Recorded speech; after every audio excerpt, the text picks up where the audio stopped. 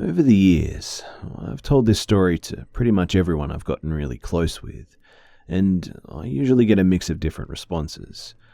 But the two that I get the most are that I was dreaming and somehow interpreted it as something that happened to me in real life, or I was too young so there's no way I could remember what happened, or that I'm just getting memories confused.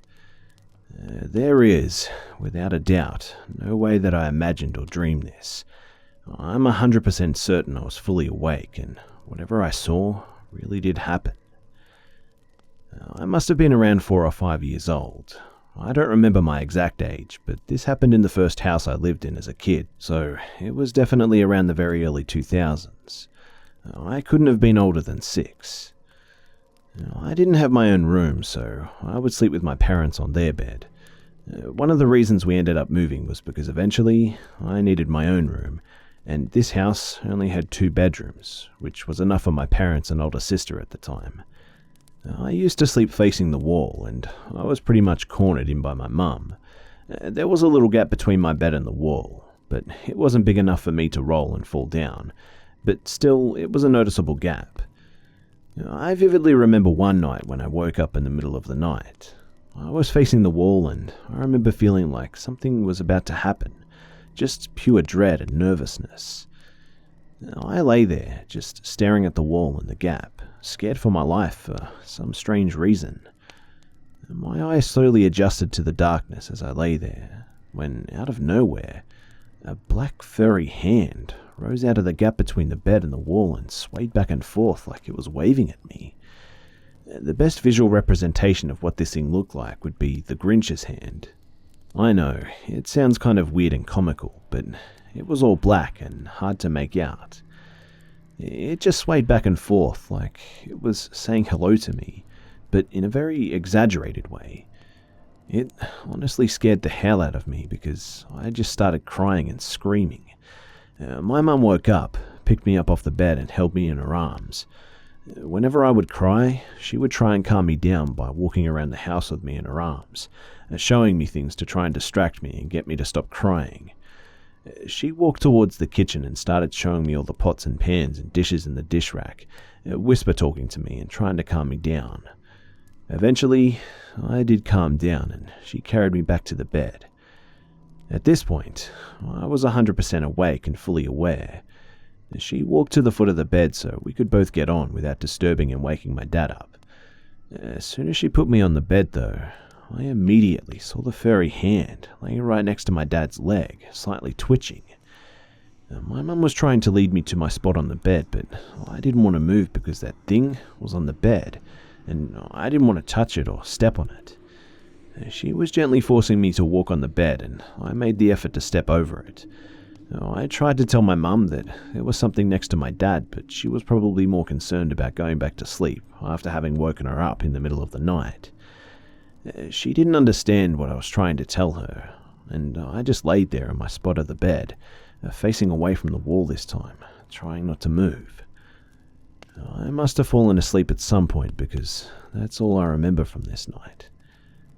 I'm 21 now, and I don't think I'll ever be able to logically explain what that thing was. I know for a fact that I was awake and not dreaming. I'm fully aware of sleep paralysis, and while it does sound like something someone might see during a sleep paralysis episode, it doesn't explain how I saw this thing on the bed when I was coming back into the room. I'm really curious if anyone has had a similar experience like this, or has known someone who has. There are tons of people who have had paranormal experiences with ghosts and shadow people, but I've never heard of anyone experience something like this.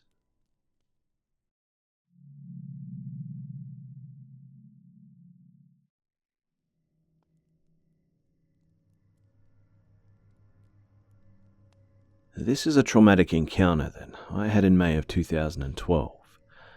It was a Saturday night and I went out to the bar with friends.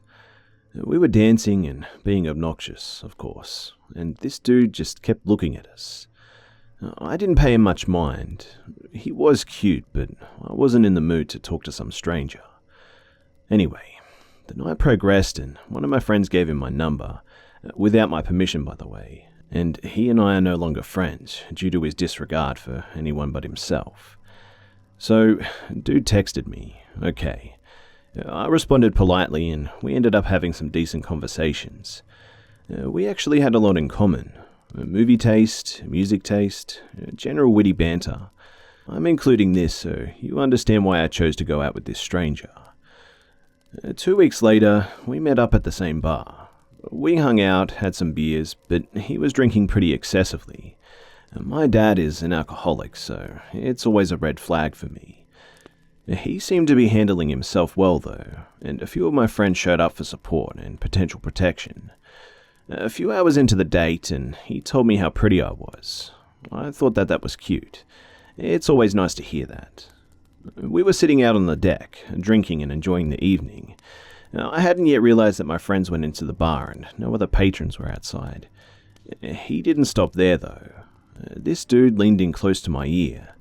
I could feel the hot breath, and it wasn't a turn-on by any means. I could smell the shitty Bud Light on his breath, mixed with garlic or something. Then he started whispering to me. You know, you remind me a lot of my ex. Oh shit, I thought. I'd already been losing interest in this situation, but that feeling was growing immensely now. Then he continued. I thought she was a spy, you know, for the government. I used to have schizophrenia. Psychiatrists are bullshit, though, so I self-medicated with OxyContin and shit. I pulled back, but he put his arms around my shoulders and pulled me back. I felt my ear knock against his teeth, and my whole body grew numb with fear. This is when I noticed we were alone. I'm gonna go use the restroom, I said. I needed out at this point. A final flight kicked in, and he looked really strong. I'm not done, he said, squeezing tighter on my shoulders. Just let me tell you this. I pushed my elbows against his ribs, casually but forcefully. I didn't want to escalate anything, but I needed the hell out of this. I really have to pee quick. I'll come right back, I promise. I put my other hand on the bench we were sitting on, using the force to try and propel me up. This fucker pulled me back down though, and he chuckled like it was cute or something.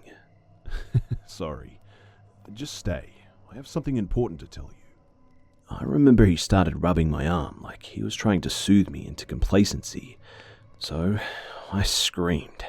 I screamed loud. I screamed words I hoped would alert that I wasn't just a drunken loudmouth. What the fuck? Seriously, like what? He said to me. I remember the smell of garlic that had gone away, and the alcohol was all I could smell now. It triggered even more panic in me, as it was reminiscent of my father's alcoholic outbursts. I screamed for my best friend Ashley, and still no one came out. It was one of those patios that was fenced in, with a large, thick metal door to get back into the bar. There were no windows to see into the bar either. I still didn't struggle physically. I had worked with individuals who had severe aggression and behavioral disorders, and having been trained to believe that the more you physically fight, the more it escalates, I didn't want to do that. Listen, the voices, they aren't as bad anymore. I medicate with alcohol now. He said, but he didn't sound mad though. He seemed kind of confused, like he didn't understand why I was so incredibly fucking done with this. My ex, she may have been a spy. Listen, I stabbed her by accident. Kind of, anyway. She left me, and you look like her, and I like that, okay? I just care about you. I want to be with you. The smell of garlic suddenly came back, and I felt my body grow a little limp in resignation. And then the door opened, a loud clunk as the metal hit the brick. Laughter. Ashley's laugh. I looked back and Ashley's laugh stopped, her body still. Get to the bouncer, I said, calmly again. I am so grateful that I de-escalated situations for a living. It probably actually saved me from instigating further. The dude let go of me quickly. You're still a bitch. You're gonna rot.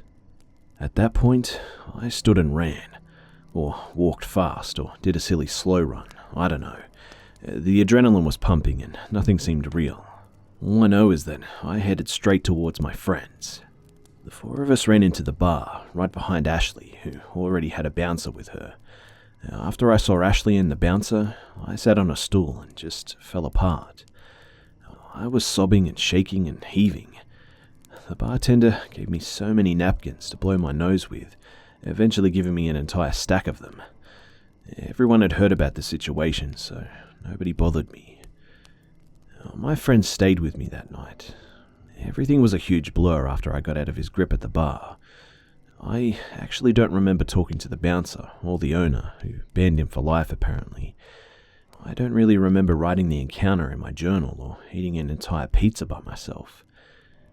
The next day, I changed my phone number immediately. I avoid the area where that bar was located, and I don't really go out that much at all. I went through the worst case scenarios in my head, and that only escalated the anxiety from the encounter I had. My therapist helped me a lot after that.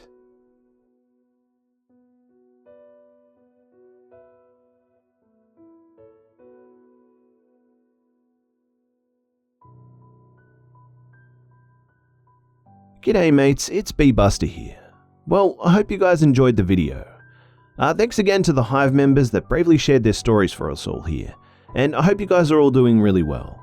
For the chance to have your story feature in a video, you can send your story to my email, which is in the description below. If you would like more scary stories too, you can click on the card at the top right of your screen or on one of the annotations on your screen right now. As always guys, it would be awesome if you could like, share, comment, and subscribe if you're new. Don't forget to follow me on Facebook, Twitter, and Instagram for updates throughout the week. And also, if you would like content early and completely advert-free for as little as $1 a month, feel free to click on the link to my Patreon account and sign up there for regular MP3 format stories. Thanks again for tuning in and for all the love as always, guys, and I'll see you mates in the next one.